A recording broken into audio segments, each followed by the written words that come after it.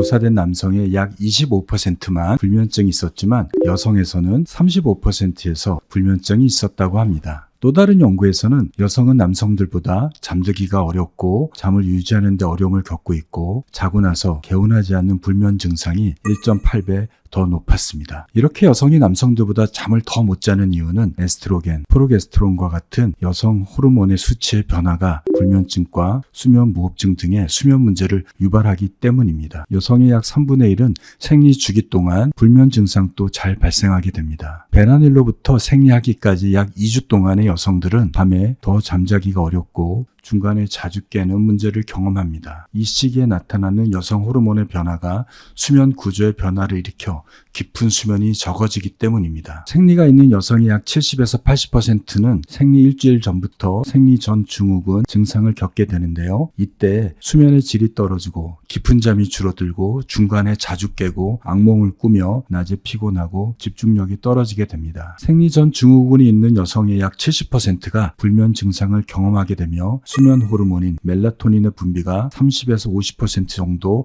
감소됩니다. 여성이 임신하게 되면 임신 전 기간 동안에 수면의 질이 떨어지게 되지만 특히 임신 후반기인 임신 28주 이후부터 불면증이 더 잘 발생하게 됩니다. 위산 역류, 잦은 소변, 아기의 움직임 등은 잠을 깨게 만들고 다시 잠들기 어렵게 만들 수 있는 원인이 될 수 있습니다. 그리고 임산부들은 임신 동안에 하지 불안 증후군이나 폐쇄성 수면 무호흡증의 발생이 악화될 수 있으며 더 자주 깨게 될 수 있습니다. 폐경 이후에도 여성들은 더욱더 잠을 못 자게 됩니다. 폐경은 여성의 난소에서 분비되고 있는 에스트로겐이나 프로게스테론의 생성이 중단되기 때문에 발생하게 됩니다. 이 중에서 에스트로겐은 수면과 각성 주기에 영향을 미치는 세로토닌 신경 전달 물질의 대사에 중요한 역할을 하게 됩니다. 또한 밤의 체온을 낮게 유지하게 함으로써 편안한 수면에 더 도움이 될 수 있습니다. 하지만 폐경으로 인해서 에스트로겐의 분비가 적어지게 되면 여성은 체온이 상승하고 갑자기 심한 열감과 땀을 흘리는 안면 홍조와 야간 식은땀 현상이 흔히 발생하게 됩니다. 밤에 멜라토닌의 분비가 줄어들게 돼서 잠들기 어렵고 수시로 깨고 수면 시간이 줄어들게 됩니다. 갱년기 여성은 남성들보다 우울증과 불안을 2배 정도 더 많이 발생하기 때문에 우울증과 불안으로 인한 좋은 잠을 잘 수 없게 됩니다. 여성들은 남성들보다 하지불안 증후군이 더 잘 발생하게 됩니다. 하지불안 증후군은 누워있을 때나 쉴 때 다리가 움직이고 싶은 충동을 느끼는 수면 장애를 말합니다. 다리에 벌레가 기어갈거나 통증이나 저린 느낌을 호소하게 되고 따끔거리는 감각 증상 등의 불편한 증상을 느끼게 됨으로써 다리를 계속 움직이게 됩니다. 하지불안 증후군은 뇌의 철분의 결핍으로 인해서 감각을 조절하는 신경 전달 물질인 도파민이 생성되지 않아서 발생하게 됩니다. 대부분의 임산부들은 빈혈이 동반되기 때문에 임신 기간에 하지불안 증후군의 발생이 더 높아지게 됩니다. 여러 자녀를 출산한 여성에서 더 많이 발생하게 되며 생리 기간이나 임신 때 흔히 경험하는 철분 결핍은 하지불안 증후군의 위험 요소가 될 수 있습니다. 하지불안 증후군이 있는 여성들은 철분 보충제를 복용하거나 도파민 작용제나 알파델타 리간드와 같은 약물 치료로 증상을 개선시킬 수 있고 좋은 수면 습관을 유지함으로써 수면의 질을 좋게 만들 수 있습니다. 폐경기 이후의 여성들은 코골이나 수면 무호흡증이 악화되거나 발생할 수 있습니다. 수면 무호흡증은 잠자는 동안에 호흡이 일시적으로 멈추는 것이